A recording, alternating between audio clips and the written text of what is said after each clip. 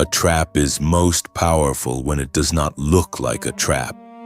It looks like virtue, humility, obedience, purity, sacrifice, and the promise that suffering itself can make you holy. Nietzsche believed Christian morality did exactly that. It turned inner conflict into righteousness, fear into virtue, and obedience into spiritual beauty, until the cage no longer needed a lock because believers had learned to call it good. Here is the question that most people inside that moral system were never permitted to ask. Not whether God exists, not whether Scripture is reliable, not even whether the Church told the truth about history. The deeper and far more dangerous question is this: what if the morality itself is the problem? What if the very values taught as sacred, the humility, the guilt, the self-denial, the submission, are not simply rules about how to behave, but a carefully constructed architecture that decides who is allowed to feel worthy, who must remain silent, and who will carry shame as a permanent spiritual condition? That question is not comfortable. It is not the question of someone who was never hurt by religion. It is the question of someone who lived inside a moral framework, tried to be good inside it, and slowly began to notice that the framework seemed to produce as much suffering as it claimed to heal. It is the question Nietzsche refused to avoid. And it is the question this investigation will follow all the way to its most disturbing conclusion. Friedrich Nietzsche was born in 1844 in the Prussian province of Saxony. He was the son of a Lutheran pastor, raised in a deeply Christian household, educated in classical philology, and eventually appointed as a professor at the University of Basel before he had even completed his doctorate. He was, by almost every measure of his time, a man formed by the very tradition he would spend his life dismantling. That biographical fact is not incidental. It is essential. Nietzsche did not critique Christian morality from the outside, from a position of detached atheist indifference. He critiqued it from the inside, from the position of someone who had internalized its values deeply enough to understand exactly how they worked. The tool Nietzsche developed for this investigation was not simple mockery, it was genealogy, a philosophical method he described as tracing the origin of moral values in order to understand not whether they are good, but where they came from, who created them, what conditions produced them, and what kind of human being they served. His central argument, developed most powerfully in works such as On the Genealogy of Morality and Beyond Good and Evil, was that the values Christianity called universal and divine were not handed down from heaven. They were invented. They were invented under specific historical circumstances, by specific people, in a specific emotional and social condition. And understanding that condition, Nietzsche believed, changes everything about how those values must be judged. The moral teaching that millions received as Christian did not arrive as a philosophical argument. It arrived as a world. It arrived in the form of stories, liturgy, confession, catechism, and repeated instruction that shaped the imagination before the intellect had any chance to evaluate what was being placed inside it. The core of that inherited moral system can be organized around several interlocking ideals. Humility is not merely a virtue among others. It is the condition of a properly oriented soul. The person who thinks too highly of themselves, who prizes their own strength, intelligence, or beauty, has committed a spiritual error. Pride is the first and oldest sin. The correct posture before God, before the community of believers, and before one's own desires is a posture of lowering. Alongside humility came obedience.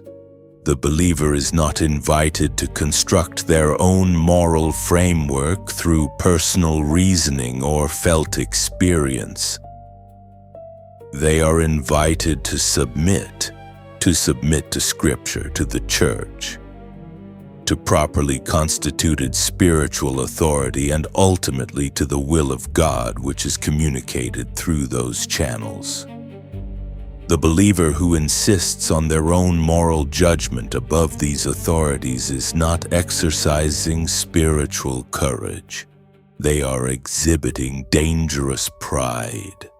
The virtuous person trusts the structure they were given. They place their will beneath a larger will, and they experience that placement not as defeat but as liberation, the liberation of the soul relieved from the burden of choosing its own direction. And then there is suffering. Inside the Christian moral framework as it was transmitted through centuries of preaching, confession, and devotional practice, suffering is not simply a misfortune to be reduced. It is a spiritual category. It can purify, it can sanctify. The person who suffers with patience, who endures their pain without complaint or rebellion, who accepts their condition as part of a divine plan they cannot fully comprehend, is not merely tolerating a difficult life. They are participating in something sacred. They are following the path of the figure at the center of the tradition, the one who suffered publicly, completely, and redemptively. Suffering in this framework is not the enemy of spiritual life. In the right hands, with the right interior disposition, it becomes the very material out of which holiness is made. For millions of people across centuries and across cultures, these ideals did not feel like a cage. They felt like a shelter. To understand Nietzsche's critique honestly, we must begin by taking that feeling seriously, because the critique lands nowhere if we pretend the moral system offered nothing real, nothing comforting, nothing genuinely meaningful. For people who were suffering in ways they could not control, poverty, illness, social powerlessness, grief, the subordinate position in a rigid social hierarchy, the teaching that their suffering was not meaningless, that it had spiritual weight, that it connected them to something larger than their own diminished circumstances, was not propaganda. It was oxygen. It allowed them to continue living with dignity inside conditions that offered very little of it. The ideal of humility also carried a particular emotional charge for people who had been made to feel small by forces that had nothing to do with their moral character. If the great and the powerful and the proud were actually spiritually inferior to the quiet, the lowly, and the meek, then the social order of the world was not the final word on anyone's worth. The servant was not less than the master in the eyes of the God who actually mattered. The widow, the orphan, the debtor, the slave, all of those who occupied the lowest positions in ancient Mediterranean society and in every hierarchical society that followed could hear in that moral teaching something that felt like justice, something that reversed the visible order of things and placed real value where the world had placed contempt. And obedience to something larger than the self offered its own particular relief. The weight of constructing a meaningful life from scratch. The anxiety of deciding alone what is true and good and worth living for is genuinely difficult. A moral framework that provides clear answers, clear boundaries, and a clear sense of what righteousness looks like removes a significant cognitive and emotional burden. It places the believer inside a structure that has already done the work of meaning-making. To live inside that structure is not necessarily to be oppressed by it. For many people, it was to be held by it. The question Nietzsche forced onto the table was not whether the shelter felt real, but what the shelter cost. The crack does not begin with a dramatic rupture. It begins with a quiet and deeply uncomfortable observation. The same moral system that offered comfort to the suffering also told the suffering that their suffering was spiritually appropriate. The same tradition that dignified the humble also instructed the humble to remain humble, not merely as a private interior orientation, but as a public and permanent identity. The same framework that promised liberation from the tyranny of pride also treated the desire for strength, self-expression, and self-determination as morally suspect. And here, very carefully, the question changes shape. It is no longer simply whether Christian morality offered something valuable to people in pain. The question becomes whether that offer also contained instructions to stay in pain. A moral system can do two things at once. It can provide genuine meaning and also reinforce the conditions that made meaning necessary. It can honor the suffering person and also teach that person to distrust the impulse to escape their suffering through strength, ambition, self-trust, or desire. It can call guilt a sign of spiritual sensitivity and also use guilt to ensure that the believer never strays too far from the boundaries the system has drawn. These two functions do not cancel each other out. They coexist. And the fact that they coexist is what makes the trap beautiful. Because a trap that offered nothing would not work. The trap works precisely because the offer is real. The shelter is real. The meaning is real. And it is exactly those real things that make the cage difficult to see. If this investigation is already opening something you have carried privately for a long time, consider pressing the like on this video. It signals to those who are still looking that the questions inside this archive are worth finding. And now, with that first crack visible, it is time to go deeper into the world that produced these values, because the story of Christian morality does not begin in heaven. It begins in history, and history has a way of changing everything. To understand what Nietzsche was pointing at, you have to see the world in which Christian moral ideals first took root and began to harden into doctrine. That world was the ancient Mediterranean basin of the 1st and 2nd centuries of the Common Era.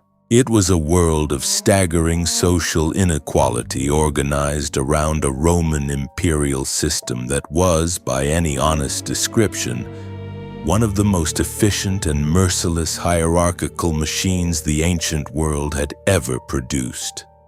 At the top of that system were the emperor, the senatorial class, the military commanders, and the provincial governors. Below them were layers of intermediate social status stretching down through merchants, artisans, freedmen, and agricultural workers. At the very bottom, accounting for somewhere between 20 and 30% of the population of the Roman Empire, according to many historians, were enslaved human beings. People who had no legal standing, no right to their own bodies, no capacity to refuse labor or violence, and no social future that was not determined entirely by the will of another person. Into this world came a movement centered on a figure who had been publicly executed in one of the most humiliating methods the Roman system had devised: crucifixion. A death explicitly designed to maximize degradation and display it publicly as a warning. The earliest communities around this figure were drawn disproportionately, though not exclusively, from the lower strata of that social world. Paul's letter to the Corinthians, one of the earliest Christian documents we possess, acknowledges explicitly that not many of the community's members were wise according to worldly standards. Not many were powerful. Not many were of noble birth. That is not a condemnation of those communities. It is a sociological observation about who the earliest Christian message reached and why. What the earliest Christian communities offered to those populations was a complete inversion of the values of the dominant social order. In the Roman world, power, honor, strength, nobility, and the capacity to impose your will on others were treated as markers of virtue. They were the qualities that entitled a person to respect. Christianity, particularly as it developed through the theology of Paul and through the gospel traditions, offered something else entirely. It said that the last would be first, that the meek would inherit the earth, that the poor in spirit were blessed, that the one who wished to lead must become the servant of all, that the powerful man who could not humble himself was in greater spiritual danger than the enslaved person who had nothing. This was not a minor adjustment to Roman values. It was a complete reversal. And for people who had nothing in the Roman system of honor and power, that reversal was electrifying. The ascetic traditions that developed within Christianity across the 2nd, 3rd, and 4th centuries deepened this moral inversion into a comprehensive life practice. Monks, desert fathers, and later institutionalized religious communities built entire systems of discipline around the renunciation of pleasure, the subordination of the body to the spirit, the crushing of personal desire, and the cultivation of radical obedience to spiritual authority. These were not fringe movements. They became enormously influential, shaping the moral imagination of Western Christianity for over 1,000 years. By the time the Roman Empire had Christianized under Constantine in the 4th century, these values had begun to migrate from the margins of society, where they had offered consolation to the powerless, into the center of institutional power, where they would take on a very different function. The world that produced Christian morality was, therefore, a world of extreme social suffering, concentrated power, widespread helplessness, and urgent need for a meaning system that could make that helplessness bearable. Nietzsche saw this origin not as a coincidence but as the defining key to understanding what Christian morality actually was. A value system is not just a set of ideas floating freely above the conditions of human life. It is shaped by those conditions. It is a response to them. And when you trace Christian morality back to its origins in the suffering and resentment of the ancient world's lowest social classes, you begin to see the architecture beneath the beauty in a way that is very difficult to unsee. When a belief system teaches that humility is holy, obedience is sacred, suffering is redemptive, and pride is the first of sins, it is worth asking seriously. Who benefits when those values become authoritative across an entire civilization? The answer is not a simple conspiracy. It is something more interesting and more structurally revealing than that. The question is not whether any group of people deliberately invented these values as a tool of manipulation. The question is which social arrangements were stabilized, reinforced, and protected once these values became the dominant moral language of an entire culture. The clergy and the institutional church that developed from the 4th century onward were among the most significant beneficiaries of a moral system that sacralized obedience and condemned pride. A community that has been taught at the deepest level of its moral formation that submission to spiritual authority is a virtue and that resistance to that authority is a sin, is a community that is extraordinarily difficult to organize in opposition to its leaders. If your internal emotional life has been structured by a moral system that treats your own judgment as potentially corrupted by pride, the act of questioning your bishop, your priest, your confessor, or your spiritual director becomes not just socially transgressive but spiritually dangerous. You are not just risking social conflict, you are risking your soul. That is an enormously powerful mechanism for preserving institutional authority. And it does not require anyone to have designed it deliberately in order to function. The feudal social order that dominated medieval European society also found extraordinary support in a Christian moral framework that sacralized one's station in life and treated ambition as spiritually suspect. If God has placed you in a particular social position, and the virtuous response to that placement is humble acceptance rather than worldly striving, then the rigid hierarchy of medieval society is not simply a political arrangement that could be questioned and renegotiated. It is a spiritual given, the shape that the divine will has chosen for social life.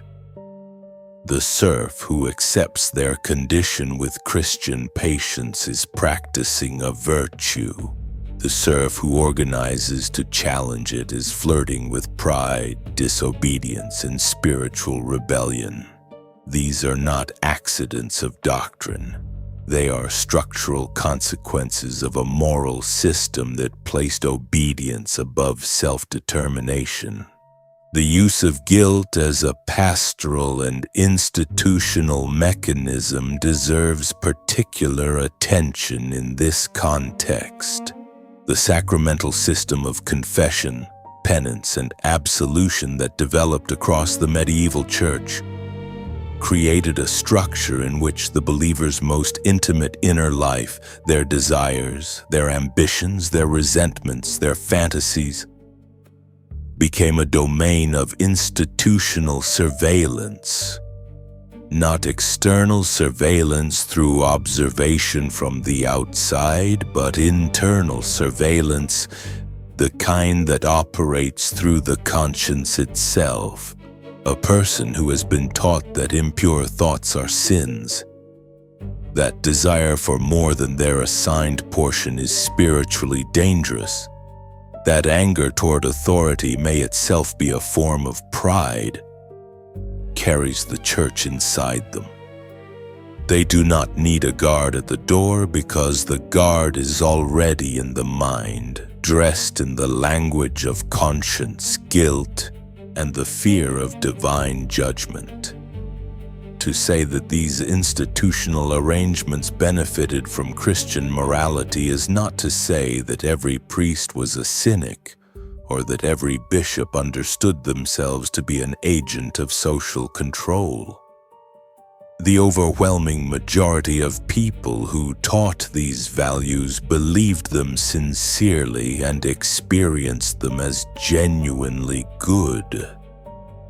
Sincere belief and structural function are not the same thing. A person can genuinely believe that humility is a virtue, and also live inside a social arrangement in which the teaching of humility serves to keep certain groups of people from challenging the people above them. Both of those things can be true simultaneously. Nietzsche's genealogical method insists that we look at both at once, not to condemn the believer, but to understand the full picture of what the belief accomplished. The deepest contradiction inside Christian morality as Nietzsche understood it is this: a system that presents itself as the liberation of the soul from sin and death is simultaneously a system that produces a specific kind of prisoner. The prisoner is not someone locked in a cell they can see. The prisoner is someone who has learned to experience their own desires, their own strength, their own vitality, and their own self-determination as morally dangerous. The contradiction is that the freedom the system promises is purchased at the cost of the very capacities that would make freedom real. Humility, as it functions in much of the Christian moral tradition, is not simply the absence of arrogance in its more demanding forms. It is the systematic training of a person to distrust their own perception of their own worth. The humble believer is not someone who has accurately assessed their strengths and weaknesses and arrived at a balanced self-understanding. The humble believer is someone who has been taught to view the very act of taking themselves seriously, of valuing their own gifts, of asserting their own needs as a spiritual danger. There is a difference between genuine modesty, the honest acknowledgement of one's limitations, and a moral system that treats self-affirmation as the gateway to sin. Nietzsche argued that Christian humility had crossed that line, that it had moved from a corrective on vanity to a systematic attack on the human capacity for self-respect. The treatment of desire within the tradition creates an equally sharp contradiction. The body and its appetites, sexuality, physical pleasure, the desire for beauty or power or material comfort were treated across large portions of Christian history as spiritually suspect at best and actively dangerous at worst. Augustine's theology of original sin placed concupiscence, the disordered desire that pulls toward bodily pleasure, at the center of the human condition after the fall. Jerome's asceticism treated the body as an enemy to be subdued. The monastic traditions turned the suppression of physical desire into a spiritual discipline. and that discipline migrated into the broader moral expectations of lay Christians in diluted but persistent forms.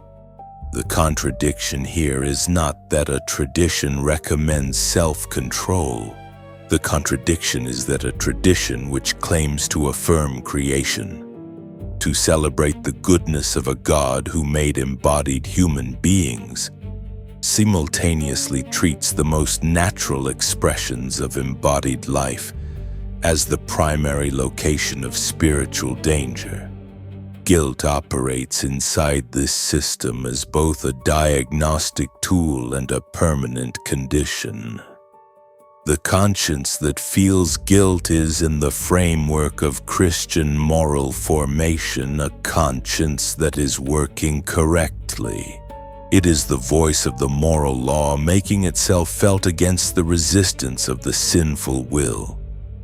But there is a point at which a diagnostic tool becomes a chronic disease, when the capacity to feel guilt is trained so thoroughly, when the categories of sinful thought are drawn so widely, when even the impulse to question the moral system itself becomes a potential sign of pride or faithlessness.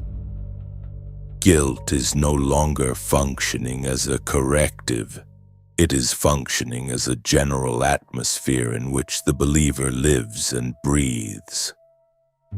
Nietzsche saw this chronic guilt not as a sign of spiritual health, but as one of the most revealing symptoms of what he called the bad conscience, an internalized self-torment that a particular kind of moral formation produces as its most intimate fruit.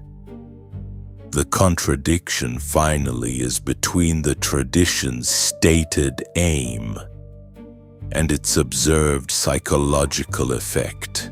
If Christian morality is designed to produce human flourishing, freedom, love, and the fullest possible expression of human dignity, the question that Nietzsche refused to let rest is why its most consistent psychological output across centuries and across cultures includes shame about the body, fear of desire, chronic guilt, and a systematic distrust of self-affirmation.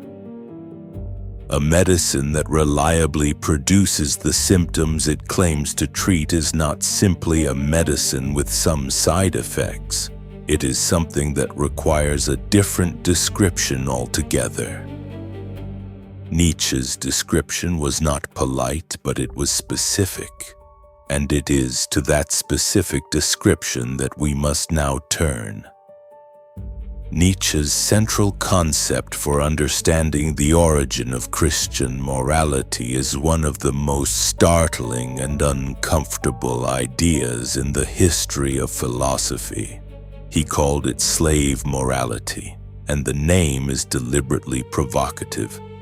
But the idea beneath it is more precise and more disturbing than the provocation suggests. To understand it, we have to begin where Nietzsche began, with a question about how values are created in the first place. Where do the ideas of good and evil come from? Who made them? Under what circumstances were they made? And what kind of human life do they serve? Nietzsche distinguished between two fundamentally different ways that human beings create moral values. The first he called master morality. In this mode, the strong, the noble, the powerful, those who experience themselves as vital, capable, and full of life, begin by affirming themselves. They say yes to their own strength, their own qualities, their own existence. The category of good emerges first, as a description of what they are and what they value. The category of bad is secondary and relatively pale. It is simply the contrast, what is weak, what is undistinguished, what falls below the standard of vitality they have set for themselves. In master morality, the primary movement is an affirmation, a yes to life in its fullest expressions. Slave morality in Nietzsche's account is something entirely different in its psychological mechanics. It does not begin with a yes, it begins with a no. It begins with what he called ressentiment, a French word he chose deliberately to convey a particular kind of resentment, not the hot and quickly discharged anger of someone who strikes back immediately, but the cold, accumulated, smoldering resentment of someone who cannot act on their anger and who therefore turns it inward, transforming it into something that feels like a moral position. The weak, the suffering, the powerless. Those who cannot compete with the strong in the terms the strong have set do not simply accept their inferiority. They transform it. They create a new set of values, and in this new set, the qualities of the powerful strength, ambition, pride, vitality, self-assertion are redefined as evil. And the qualities of the powerless, humility, submission, patience, self-denial, suffering, are redefined as good. This is what Nietzsche called the moral revaluation of values, or in his more dramatic language, the slave revolt in morality. It is the moment when the weak, unable to defeat the strong in open conflict, win a different kind of victory by changing the meaning of the game entirely, by declaring that the very qualities of their opponents are morally corrupt, and that their own qualities, the qualities that their weakness has imposed on them, are in fact the highest virtues. They achieve a victory that requires no physical power. They achieve it through the creation of a value system that, once internalized, makes the strong feel guilty for their strength and the weak feel righteous in their weakness. Nietzsche was careful, at least in his more precise moments, to distinguish between the philosophical analysis of this process and a simple condemnation of the people who underwent it. He did not say that the people who created slave morality were dishonest or malicious. He said they were creative. He said they performed an act of philosophical invention under conditions of extreme suffering, and that the invention worked, that it spread, that it conquered, that it became the dominant moral framework of an entire civilization. His argument was not that this was done by bad people. His argument was that understanding it requires seeing it clearly, without the assumption that because something feels sacred, it must be beyond the reach of historical and psychological investigation. The phrase that Nietzsche used to describe the whole movement is the transvaluation of all values. By this he meant that Christianity, or at least the moral system that developed under that name, did not simply add new values to the ones already present in the ancient world. It inverted them.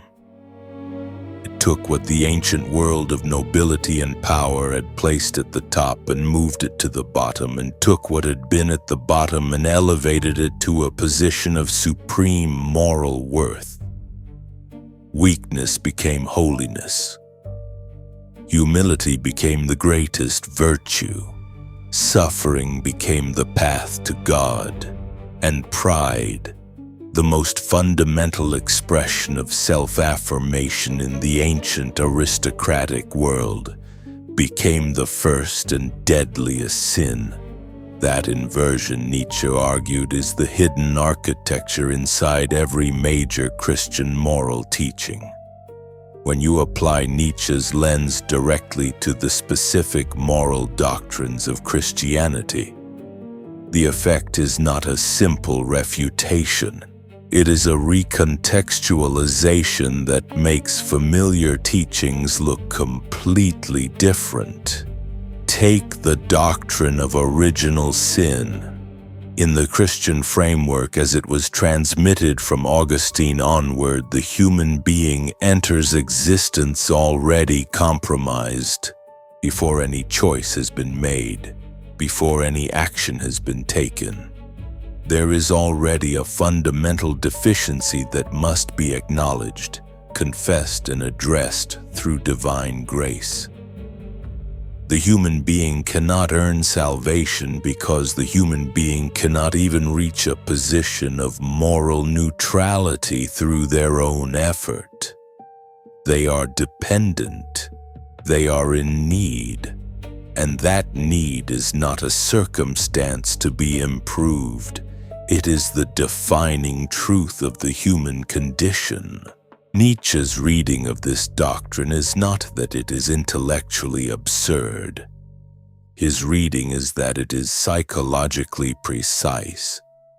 A moral system that begins with the premise of the individual's fundamental inadequacy has already ensured that the individual will spend their life reaching toward a standard that is, by definition, beyond their own achievement. The specific treatment of pride within the tradition reveals the mechanism most clearly. Pride, according to much of the Christian moral tradition, is not merely an unpleasant personality trait. It is the root of all other sins. It is the orientation that places the self at the center where God should be.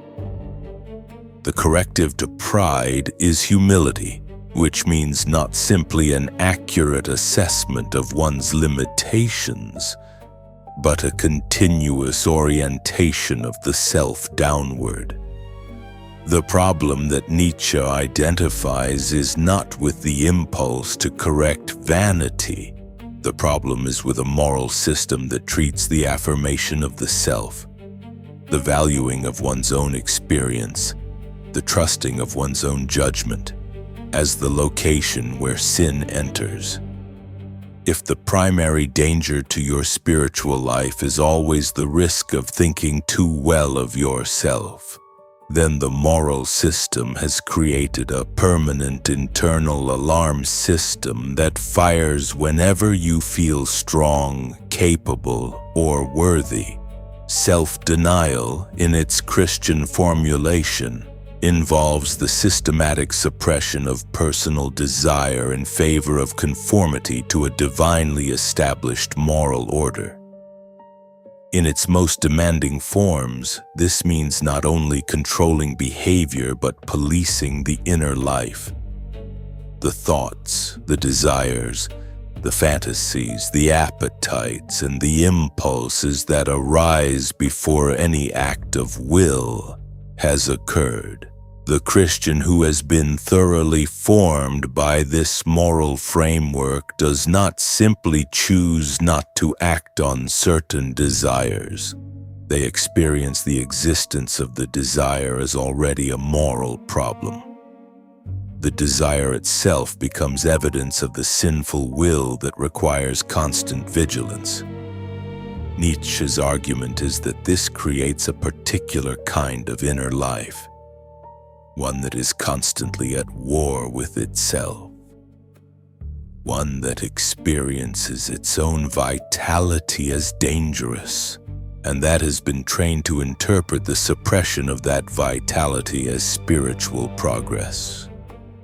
The moral treatment of forgiveness also reveals something interesting under Nietzsche's examination. In the Christian framework, forgiveness is among the highest virtues. The believer is called not only to accept divine forgiveness for their own failures, but to extend forgiveness to those who have wronged them, even when that wrong is severe. This teaching has genuine moral beauty. There is something genuinely admirable about a human being who can release resentment and extend compassion towards someone who caused them harm. But Nietzsche noticed something else inside the structure of forgiveness as it functioned within the tradition. He noticed that it could also function as a mechanism for preventing legitimate anger from finding its natural expression and resolution.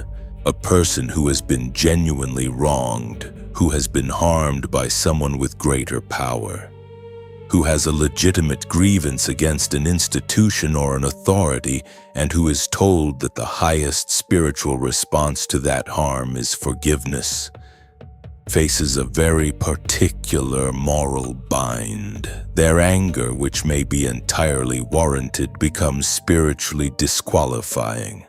Their indignation is reframed as a failure of character.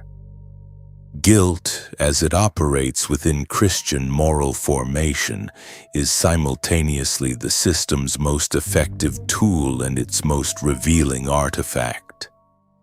The confession of sin is not simply an admission that one has done wrong. In the full ritual context of sacramental confession, it is an act of self-exposure before authority, an acknowledgement that one's inner life is subject to examination by an institutional representative of the divine, and a submission to the judgment and prescribed remedy of that representative. The penitent who approaches confession regularly has been trained to treat their own conscience as a kind of prosecutorial instrument, constantly reviewing their thoughts, desires, and actions for evidence of failure. Nietzsche did not argue that this produced no benefit. He argued that its consistent psychological byproduct was a self that had learned to relate to itself primarily through the lens of inadequacy and the need for forgiveness, a self that understood its fundamental condition as being in debt to a standard it could not meet. The suspicion of desire that runs through Christian moral teaching, particularly in its treatment of the body, sexuality, and physical pleasure, represents perhaps the most intimate application of Nietzsche's critique. When the body and its appetites are treated as the primary location of spiritual danger, and when the subduing of those appetites is treated as the primary evidence of spiritual progress, the believer has been placed in a relationship with their own physical existence that Nietzsche would describe as fundamentally life-denying. A tradition that celebrates the incarnation as the entry of the divine into bodily human existence also produced centuries of teaching, in which the body was experienced primarily as a moral problem. That contradiction between the theological affirmation of embodied life and the moral suspicion of the body's appetites is one of the places where Nietzsche's lens finds its sharpest focus.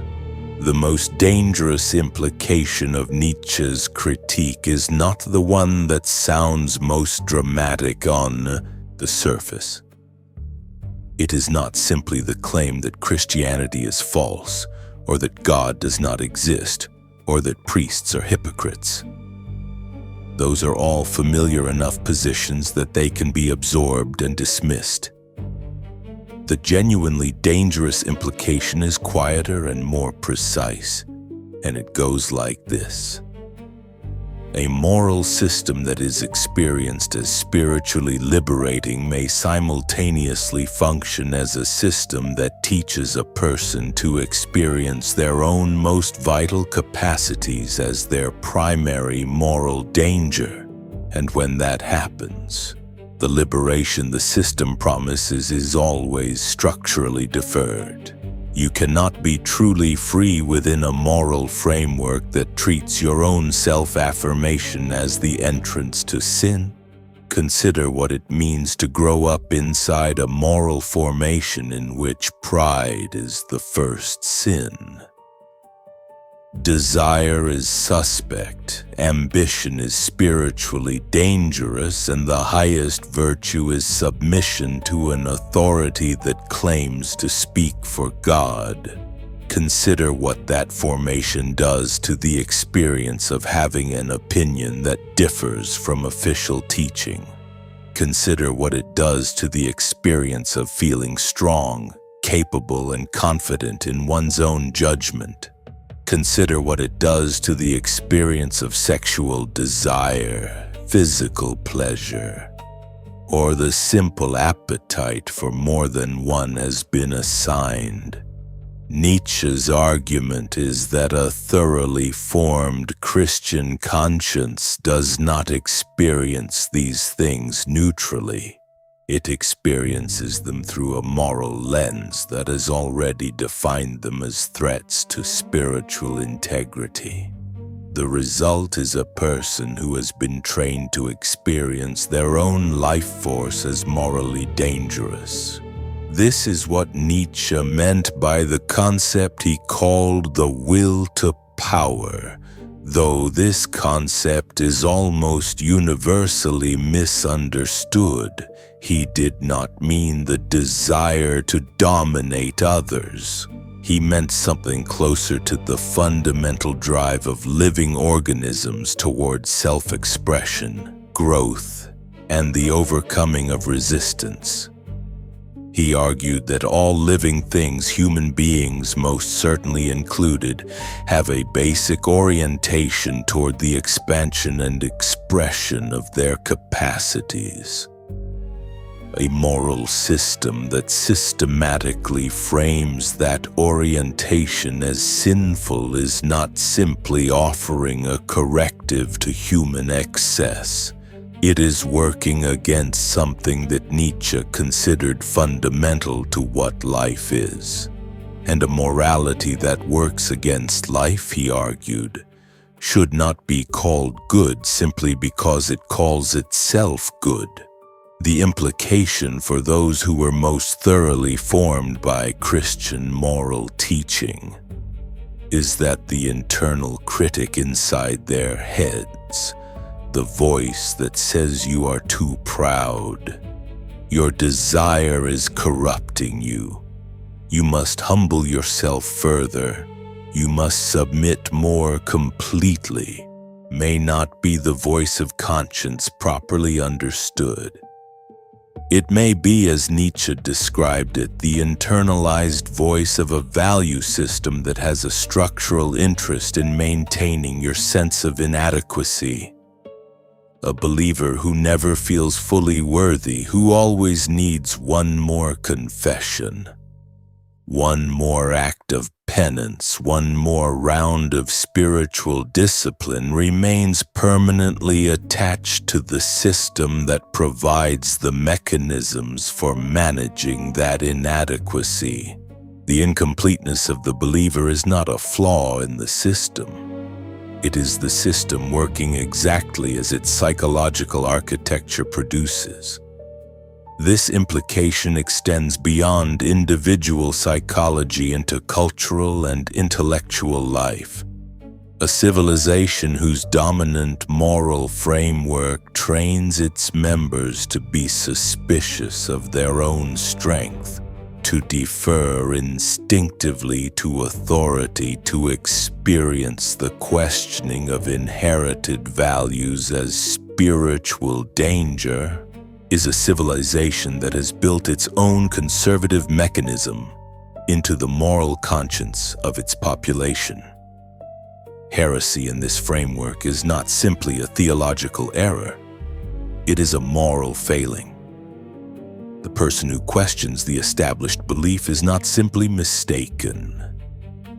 They are prideful. They are rebellious. They are placing their own inadequate judgment above the accumulated wisdom of the tradition. That framing does not simply discourage intellectual dissent. It makes intellectual dissent feel like a violation of the self. The dangerous implication, finally, is that a person cannot fully evaluate the moral framework they were raised inside by using the moral tools the framework itself provided, because those tools were designed within the framework and carry its assumptions. To ask whether Christian morality is truly good, using only the categories that Christian morality supplies, is like asking the guard of a prison to evaluate whether the prison is just, using only the prison's own rulebook as a standard of justice. What Nietzsche demanded and what made him so permanently uncomfortable to read was a genuinely external standard, a different vantage point from which to look at what morality does, not just what it claims. That demand is dangerous precisely because it cannot be answered from inside the system that raises the discomfort in the first place. A moral system that produces obedient, humble, guilt-managed, and self-denying individuals is, from the perspective of institutions that require social order, an extraordinarily useful thing. This is not a cynical observation, it is a structural one, and it applies not only to explicitly religious institutions but to every social arrangement that has ever drawn on Christian moral vocabulary. To organize the behavior of large numbers of people, the usefulness of the belief is not evidence that the belief is false, but it is evidence that the belief serves functions beyond the spiritual ones its promoters advertised. And understanding those functions is essential for understanding what the belief actually did in the world. In the medieval period, the Church's teaching on humility, submission, and the spiritual danger of ambition mapped almost perfectly onto the needs of a feudal social order that required the vast majority of its population to accept hereditary social positions they had not chosen and could not escape. The theology did not create the feudal system, and the feudal system did not create the theology.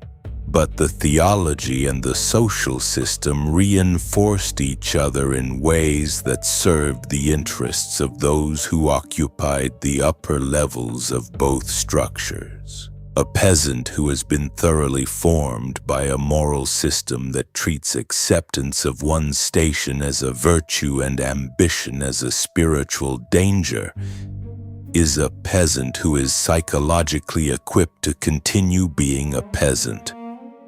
That is useful information regardless of how sincerely the teaching was offered. In the early modern period, as European colonial powers moved into the Americas, Africa, and Asia, Christian moral vocabulary provided a framework that made the subordination of colonized populations legible as something other than simple exploitation. The colonized were invited to accept their condition with Christian patience. They were told that their suffering had spiritual meaning. They were given a moral framework in which obedience to those placed above them, even those placed above them by violence, was a virtue while resistance was a sin. The missionaries who delivered this message often did so with complete sincerity. The sincerity does not remove the structural function. A moral system that teaches the colonized to understand their subjugation as spiritually appropriate is a moral system that is being extraordinarily useful to the colonizers, whether or not any individual missionary intended that function. In the domestic management of gender across most of Christian history, the same moral logic appears with striking consistency. Women were instructed in humility, submission to male authority, self-denial, suspicion of their own desires, silence in public religious contexts, and the spiritual value of patient suffering. These instructions were not presented as tools of social control. They were presented as the moral requirements of a life properly ordered before God, but the effect of a moral framework that systematically trains women to distrust their own judgment, suppress their own desires, remain silent in the presence of authority, and accept their social position with Christian patience, is the long-term reproduction of social arrangements that concentrate power in the hands of men. The moral beauty of the teaching served the social utility of the outcome. None of this requires the existence of a hidden conspiracy or a deliberate strategy of manipulation.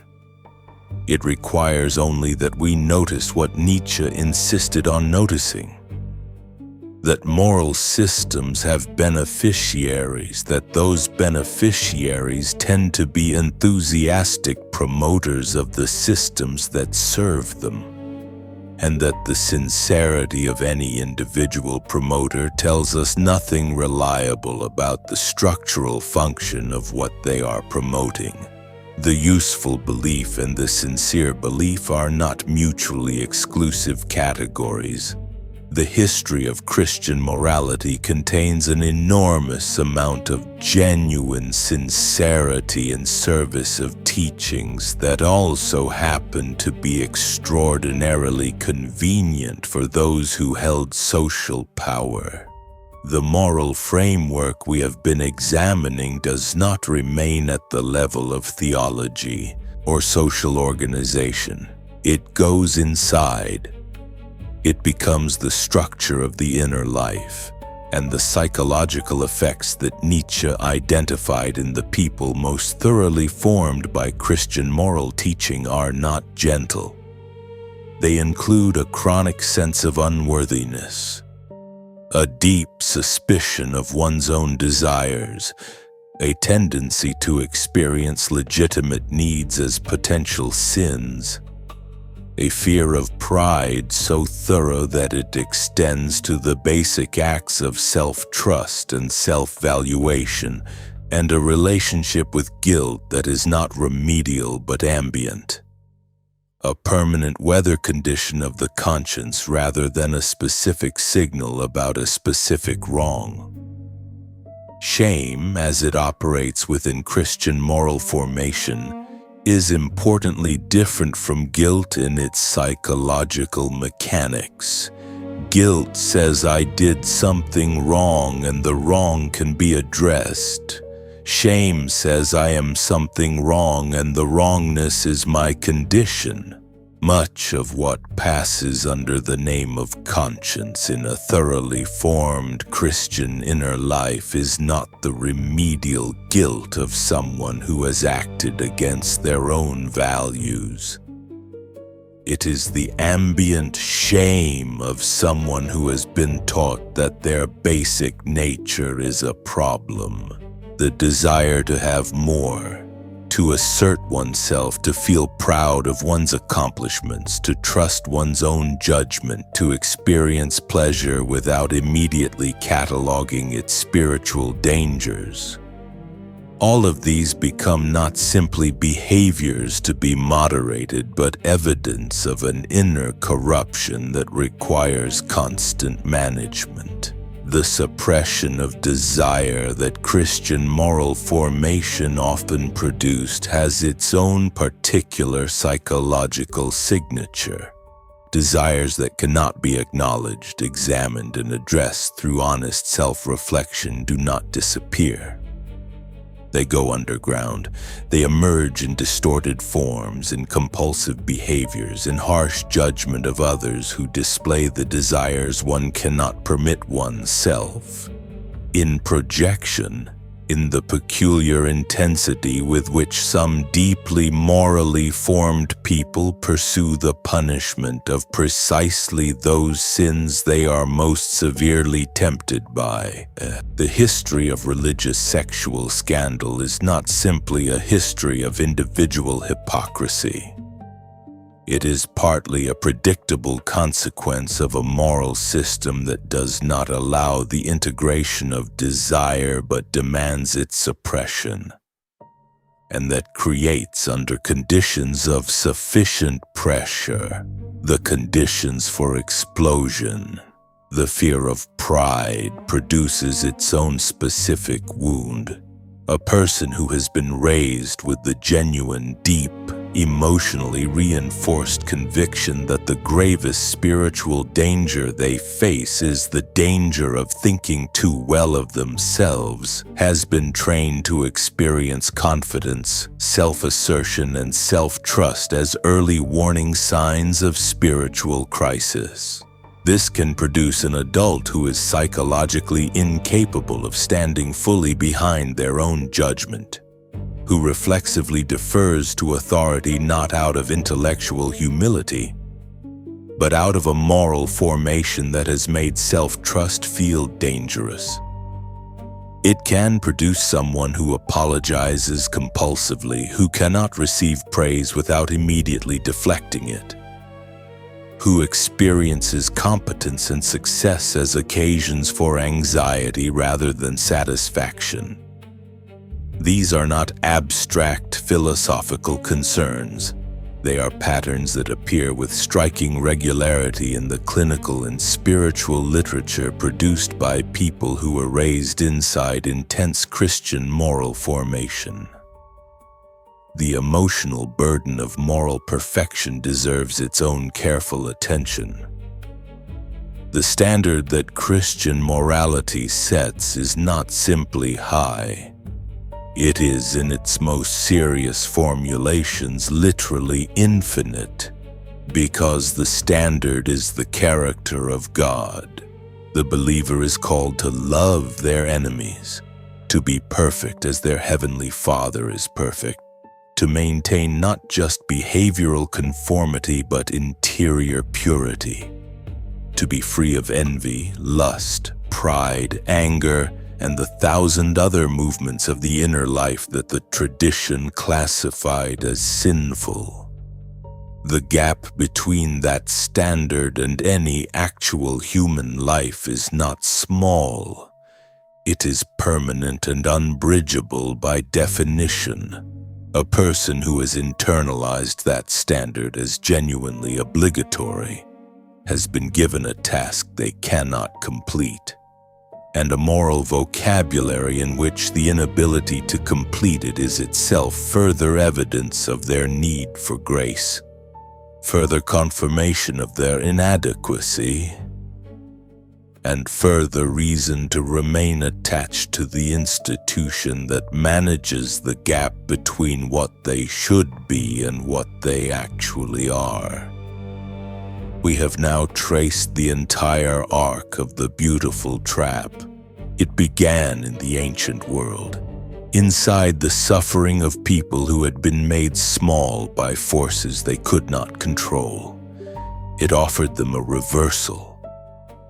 It told them that their weakness was holiness, that their suffering was meaningful, that their submission was virtue, and that the strength of those who oppressed them was moral corruption. It gave them identity, dignity, and a framework of meaning in which the humiliated were secretly the elect. That was genuinely powerful. That was genuinely beautiful. Nietzsche did not deny it. What he refused to let rest was the question of what happened next, when that morality of the oppressed became the morality of an empire, and eventually the morality of a civilization, and eventually the inner architecture of the conscience of people who were no longer oppressed by anything except the moral system itself. The machinery we have examined across this investigation is not simple. It is not the machinery of cynics who designed a trap from the outside and placed it in front of the unsuspecting. It is the machinery of sincere people, deeply sincere people, who transmitted to the next generation the inner life they themselves had been given, complete with its structures of guilt, shame, suspicion of desire, fear of pride, and the training to experience submission as virtue. The sincerity of the transmission is not in question. The question is what the machinery produces, what kind of inner life it consistently creates, and whether that inner life is genuinely free or whether it is the most intimate possible form of captivity. A captivity that feels like conscience, that feels like righteousness, that feels from the inside exactly like goodness. The trap is beautiful because it offers real things. It offers belonging to the person who was isolated. It offers meaning to the person who was suffering. It offers a framework of justice to the person who had been crushed by the injustice of the world. It offers a community to the person who was alone.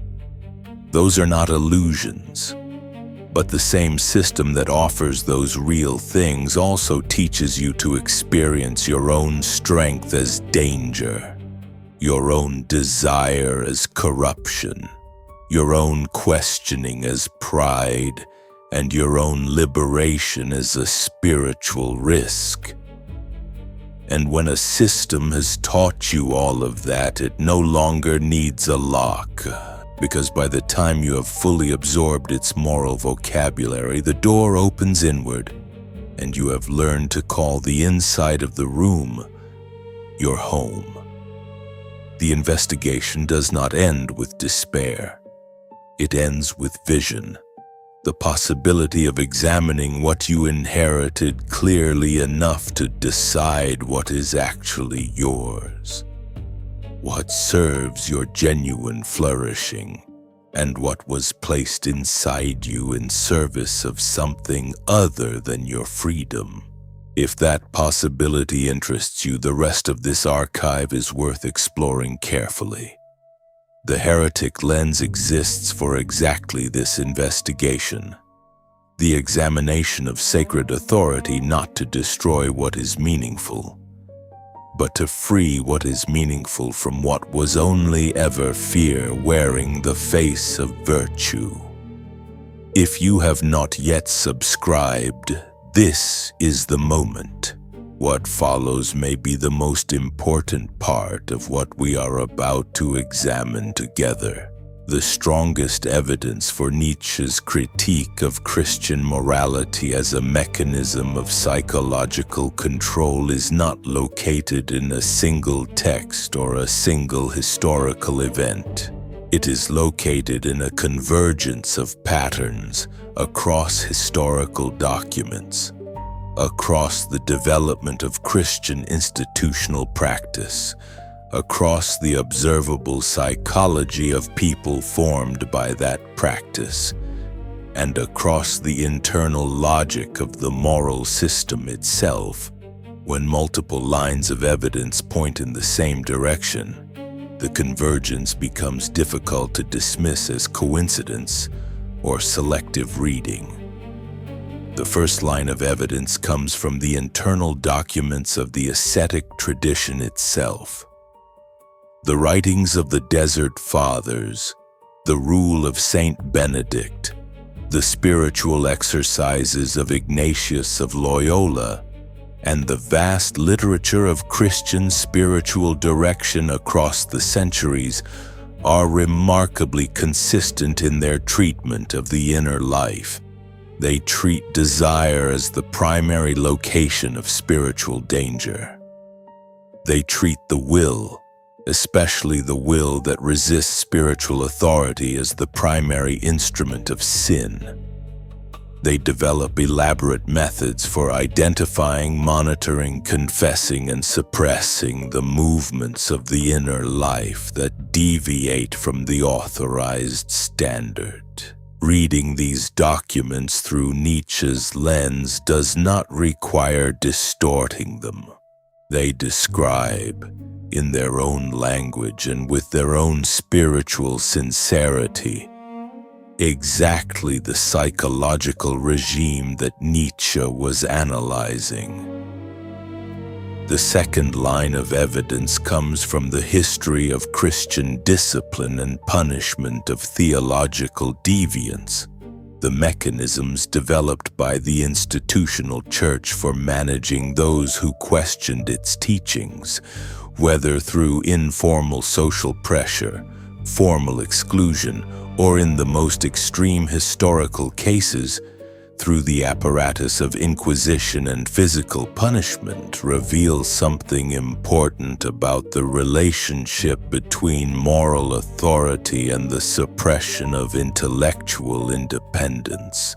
A moral system that defines questioning its own premises as a form of pride, and that has institutional mechanisms for managing those who exhibit this pride, has moved beyond mere intellectual disagreement.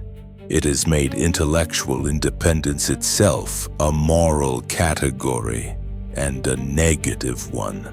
The third line of evidence comes from the psychological patterns observed in populations that have been intensively formed by Christian moral teaching.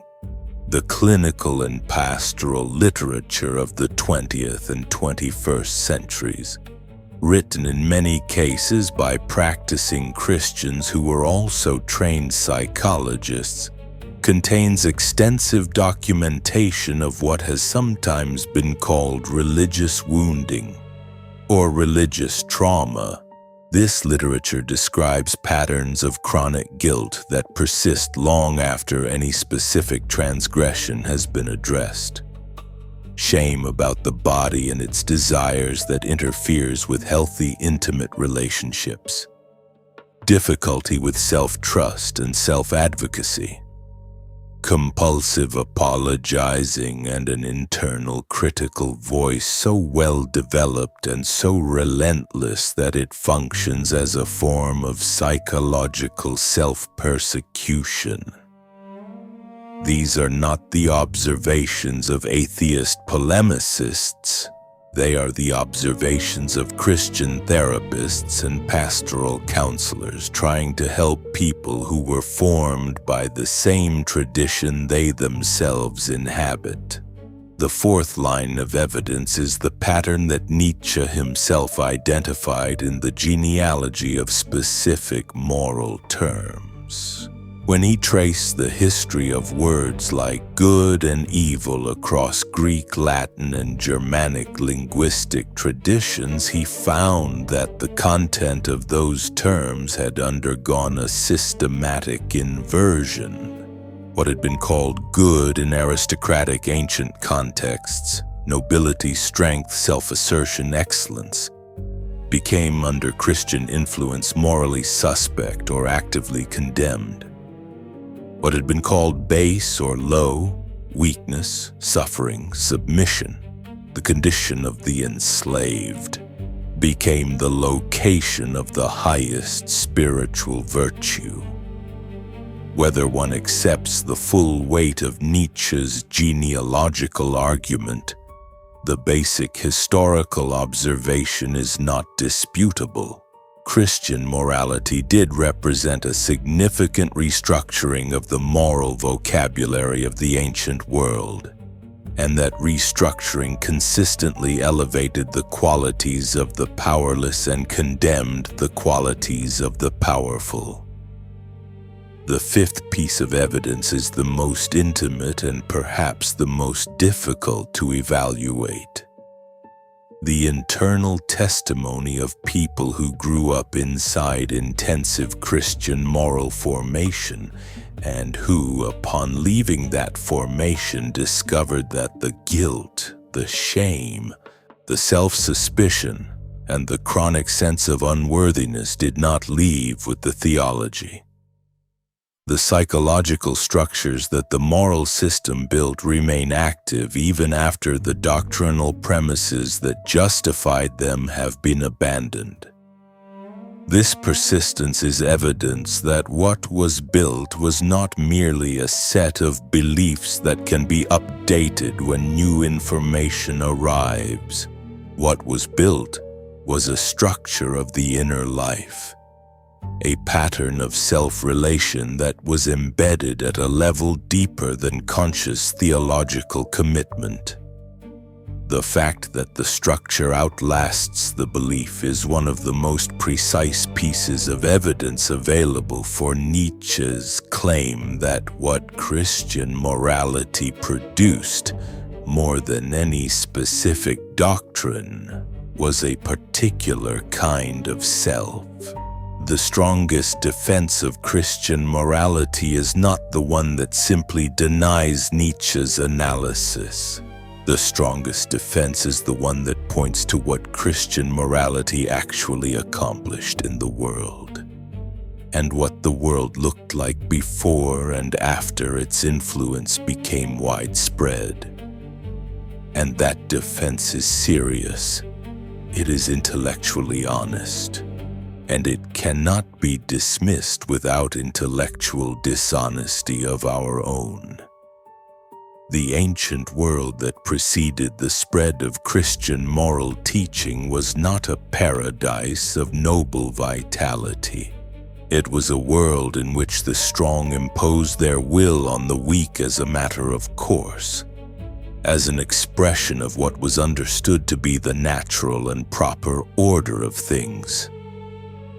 It was a world in which the exposure of unwanted infants was a normal domestic practice.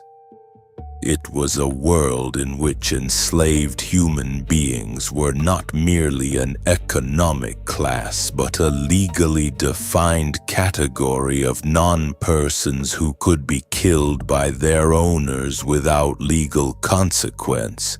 It was a world in which the suffering of those at the bottom of the social hierarchy was not simply unfortunate, but philosophically rationalized as the natural expression of their inferior nature. The Stoic and Aristotelian traditions contained sophisticated moral thinking, but they did not produce widespread cultural pressure toward the relief of suffering across social lines. Christian moral teaching, whatever its complications, did produce that pressure, and its effects were historically real.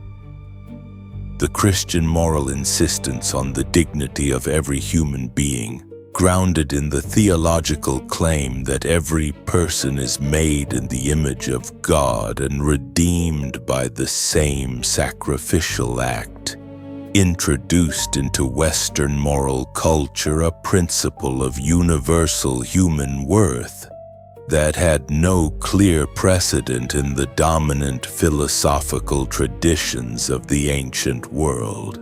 That principle was the historical root of arguments for the abolition of slavery, for the dignity of the poor, for the legal protection of children, for the treatment of the mentally ill as human beings rather than as burdens to be managed or discarded.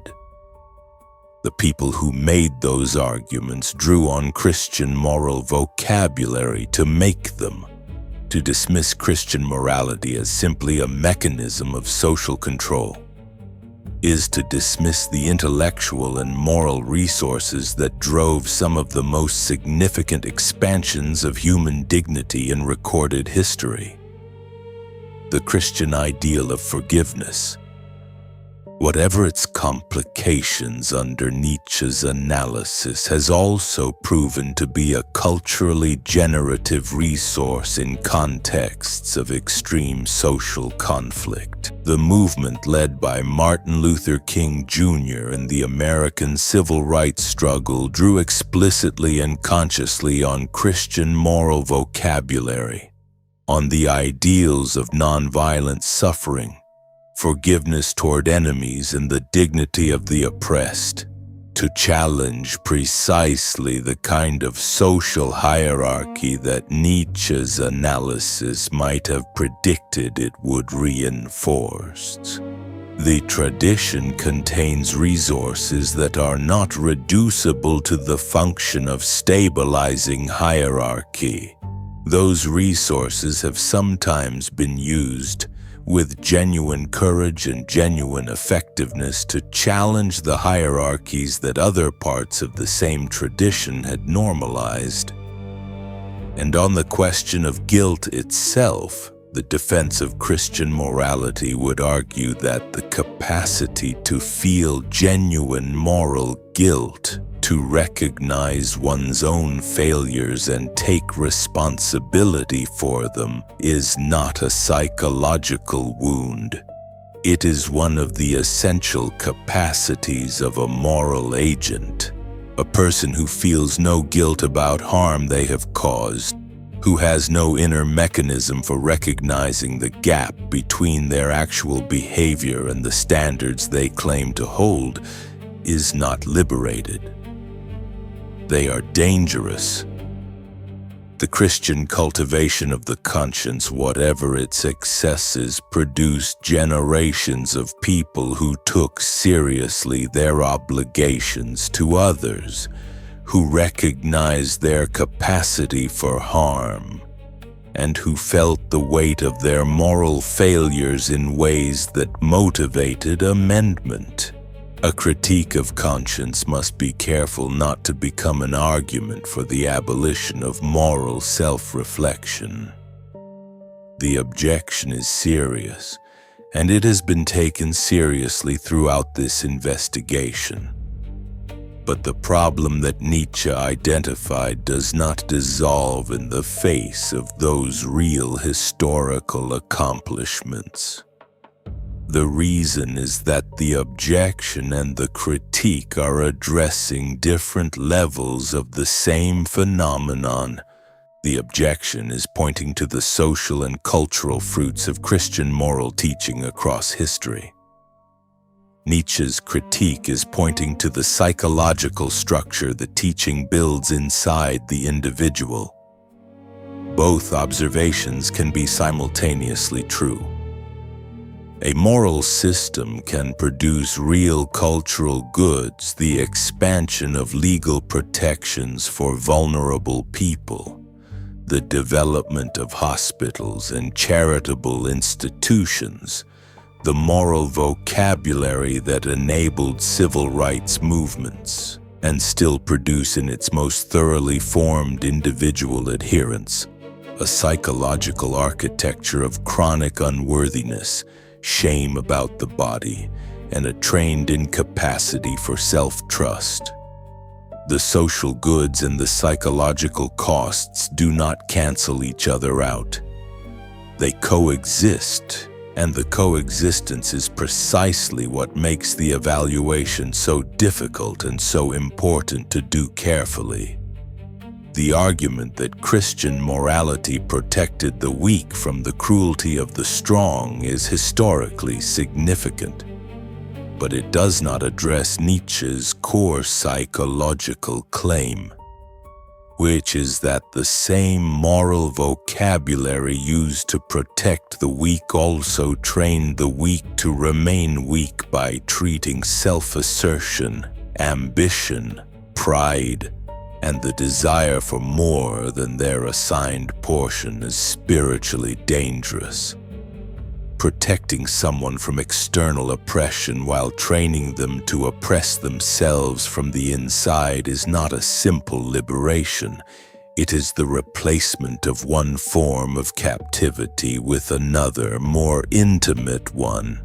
The Martin Luther King objection, the point that Christian moral vocabulary has been used by the oppressed to challenge oppression, is perhaps the most powerful variant of the defense. And Nietzsche's framework has a response that is worth considering carefully.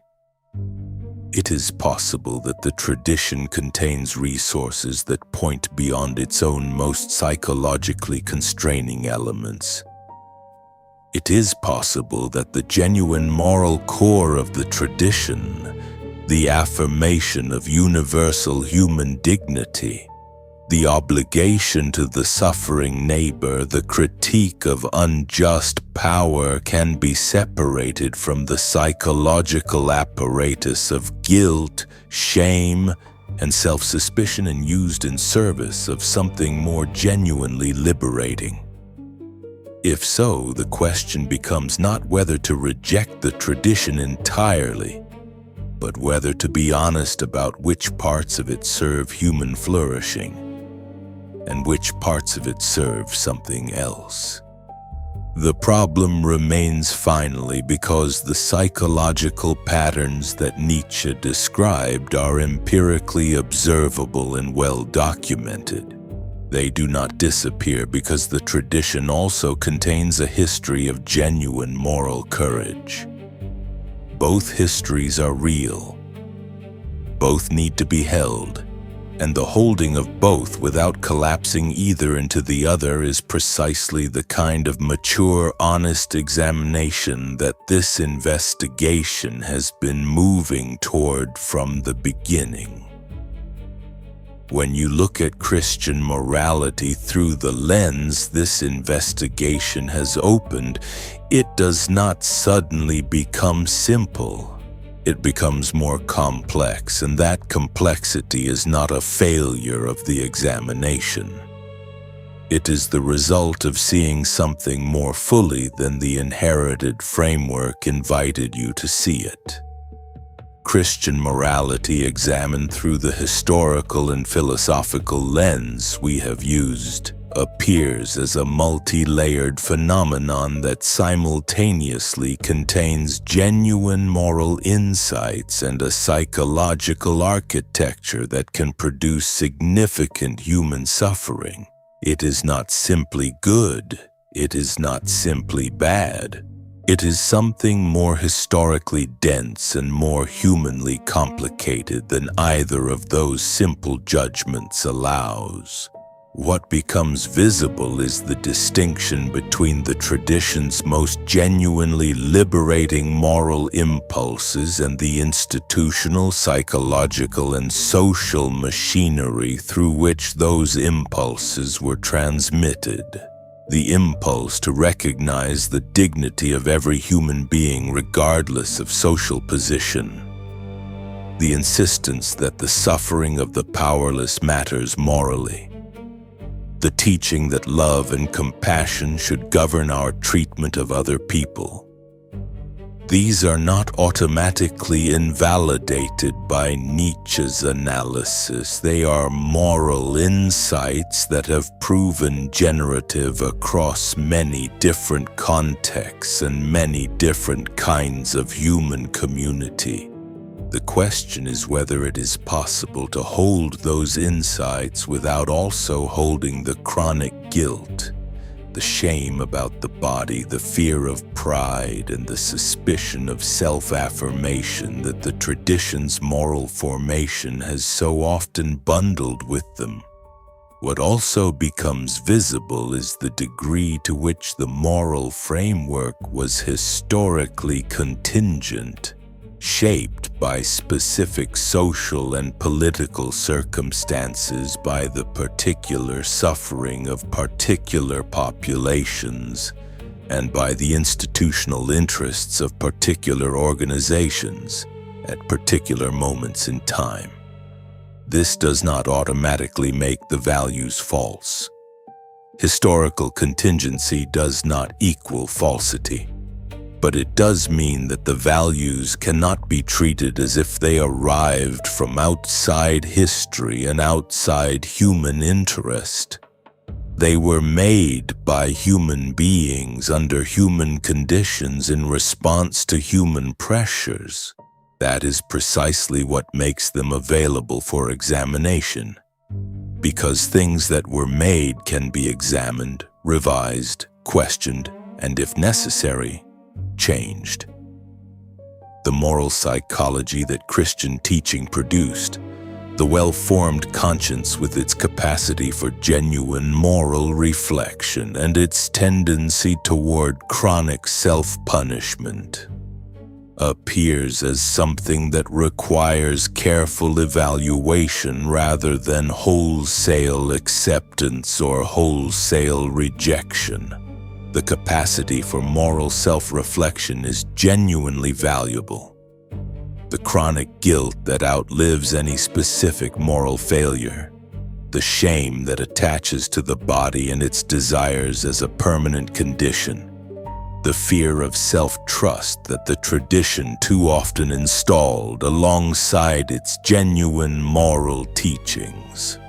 These are costs that deserve to be acknowledged clearly, not explained away by pointing to the tradition's historical accomplishments.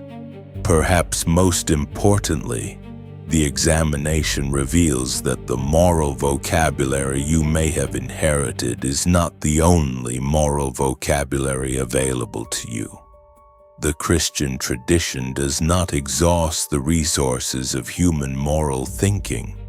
Other traditions, philosophical, spiritual, and cultural, have approached questions of how to treat other people, how to relate to suffering, how to balance self-care and care for others, how to live with integrity without installing the same psychological apparatus of guilt, shame, and self-suspicion. That does not mean those traditions have no problems of their own. It means that the inherited framework is one option among others, not the final and unchallengeable word on what goodness requires of a human being. The examined version of Christian morality, the version you can see after following this investigation to its conclusion, is a morally complex historical tradition that contains genuine insights, genuine wisdom, and genuine examples of moral courage alongside a psychological machinery that has produced, in many of its most thoroughly formed adherents, a relationship with themselves that does not look like freedom. Holding both of those truths without collapsing either is not comfortable, but it is honest. And after everything we have examined, honesty is the only foundation worth building on. The investigation you have just followed does not mean that compassion is a mistake. It does not mean that kindness is a form of weakness. It does not mean that forgiveness is always a trap or that every impulse towards self-restraint is evidence of internalized oppression. The critique of a moral system's psychological machinery is not the same as the rejection of everything that system touched. Nietzsche himself, whatever his reputation suggests, was not calling for a world of cruelty and domination. He was calling for honesty about where values come from and what they actually produce in human life. The critique of guilt does not mean that accountability is unnecessary. The argument that Christian moral formation has produced chronic shame and self-punishment in many of its adherents is not an argument that people should feel nothing about the harm they cause. Genuine moral guilt, the kind that recognizes a specific wrong, motivates repair, and then releases the person to move forward, is a genuinely functional moral emotion. What Nietzsche was pointing at is not that capacity, but its pathological extension. the guilt that never resolves, the shame that attaches to one's very existence, the conscience that has been trained to function as a permanent indictment, rather than as a specific and remedial signal. The critique of humility does not mean that arrogance is a virtue. There is a significant difference between the kind of humility that accurately recognizes one's limitations while still affirming one's genuine worth, and the kind of humility that has been trained to treat self-affirmation itself as a moral danger. The first kind is psychologically healthy and socially beneficial. The second kind is what Nietzsche was interrogating. To examine the second kind critically is not to endorse the first kind's opposite. It is to call for a more honest self-relation, one that can hold both genuine limitation and genuine worth without collapsing into either arrogant grandiosity or self-denying shame. And finally, the investigation does not call for contempt toward people who live inside the framework that has been examined. The point has been made several times in this archive, and it bears repeating in the clearest possible terms. The ordinary believer who found genuine comfort, genuine community, genuine moral structure, and genuine meaning inside Christian teaching is not the target of this examination. The examination is directed at the machinery behind the meaning, at the question of what psychological structures the moral system installs in addition to the meaning it provides. A person can be genuinely helped by something that also genuinely constrains them. Both experiences can be real. Both deserve respect. What becomes possible after this examination is not the freedom of having no values. That is not freedom.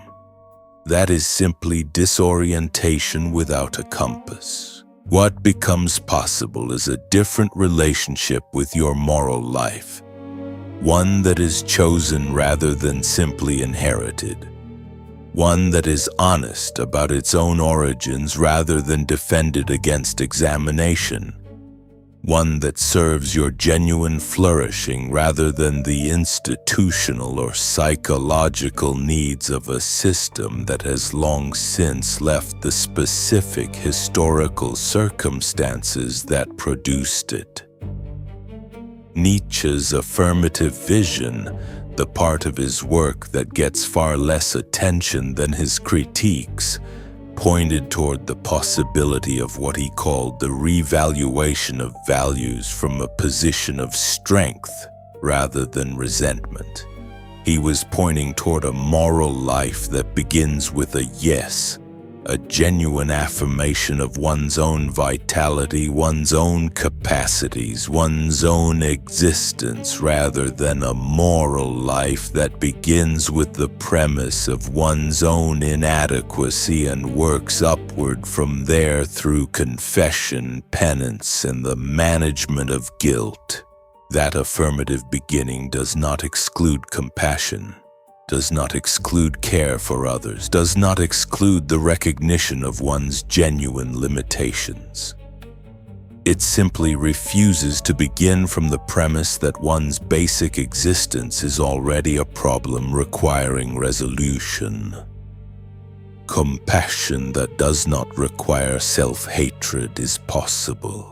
There is a form of genuine care for others that does not demand the suppression of one's own needs, the denial of one's own worth, or the framing of one's own desires as spiritually dangerous. It is the compassion of someone who respects themselves enough to genuinely respect others, not the self-denying service of someone who has been taught that their own needs and desires are suspect, and that only in service to others can they justify their existence. The difference between these two forms of care is not theoretical. It is lived, and the person who has crossed from the second form to the first knows immediately and precisely that something has changed, that the care they now offer is more freely given and more genuinely received. Honesty as a moral value does not require the authority of a religious institution to ground it. The commitment to seeing clearly, to speaking accurately, to not deceiving oneself or others for the sake of comfort or social acceptability is a moral commitment that stands on its own foundations. It does not need the threat of divine punishment to make it binding. It needs only the recognition that a life built on self-deception is not actually a life being fully lived. Nietzsche called this intellectual conscience. The standard of honesty applied not just to external statements, but to the commitments one makes about the deepest questions of existence, including the commitment to examine the moral framework one inherited without flinching from what the examination reveals. Strength, as Nietzsche used the term, has nothing to do with the domination of others. It refers to the capacity to affirm one's own existence, to trust one's own perception, to stand behind one's own judgment, and to engage with the world from a place of genuine vitality rather than chronic inadequacy. A person who has moved through the examination this archive has offered and arrived on the other side with their own moral voice intact. A voice that is genuinely theirs rather than simply the echo of an inherited system, is someone who is exercising exactly the kind of strength that Nietzsche considered the foundation of a morality worth choosing. Freedom beyond dogma is not freedom from all belief. It is freedom from belief held through fear. It is the difference between a faith chosen in full awareness of its history and complications, embraced because it genuinely serves your flourishing and your honest engagement with the world, and a faith maintained by the terror of what might happen if you allowed yourself to examine it. Whatever you choose to believe after this examination, choose it with your eyes open. Choose it having seen the machinery behind it. Choose it having asked who made these values under what conditions in service of what needs. And if, after that examination, you still find genuine worth in what you find, then the worth you find is genuinely yours. That is not heresy. That is the deepest form of intellectual and spiritual integrity. A trap is most powerful when it does not look like a trap. It looks like virtue, humility, obedience, purity, sacrifice, and the promise that suffering itself can make you holy. The beauty was not decoration. The beauty was the mechanism. Because a trap that looked like a trap would be stepped around, but a trap that looked like goodness, that felt like grace, that sounded like the voice of conscience speaking from the most intimate center of the self. That trap did not need a lock. By the time the believer had absorbed its moral language deeply enough to think in its categories, to feel guilt in its rhythms, to experience self-affirmation as the beginning of sin, the door was not locked from the outside. It was held shut from the inside, and the hand holding it believed, with perfect sincerity, that it was holding something sacred. That is the question this archive leaves with you, and it is a question worth sitting with before you answer it. When you look at the moral framework you inherited, whether you still inhabit it, whether you have left it, or whether you are standing at its threshold trying to decide, does Christian morality liberate the soul by giving it a structure of genuine meaning? Does it discipline the weak by training them to remain so? Or does it do both of those things at once in the same breath with the same beautiful and complicated voice?